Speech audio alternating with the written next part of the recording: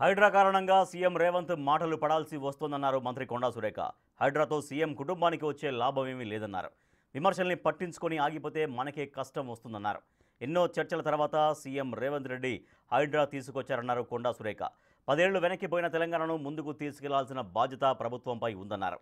హైడ్రాతో మంచి చేస్తున్న ప్రభుత్వ నిర్ణయాన్ని ప్రజలు స్వాగతించాలన్నారు మంత్రి కొండా సురేఖ. మనం చూస్తున్న ఈరోజు ఓ ఫ్లైఓవర్ బ్రిడ్జిల మీద కూడా వరదలు పోతా ఉన్నాయి నీళ్లు. అంటే అంత పై వరకు కూడా నీళ్లు పోతున్నాయంటే మనం ఎంత కబ్జాలకు గురయ్యి ఎంత నాళాలను తగ్గించుకుంటూ వస్తున్నామో దాన్ని బట్టి అర్థమవుతా ఉంది. కాబట్టి అది భవిష్యత్తులో రేపు ఎక్కడికి పోతుందో తెలియదు. కాబట్టి ఇప్పుడే జాగ్రత్త పడాల్సిన అవసరం ఉంది. కాబట్టి మన ముఖ్యమంత్రి గారు ఏదైతే చేస్తున్నారో దాన్ని మన కోసం ప్రజల కోసం చేస్తూ ఉన్నారు. మరి హైడ్రా ద్వారా చేస్తే ఆయనకేమొస్తుంది, ఆయన ఇంటికి ఏమొస్తుంది, ఆయన కుటుంబానికి ఏమొస్తుంది, ఏమి రాదే.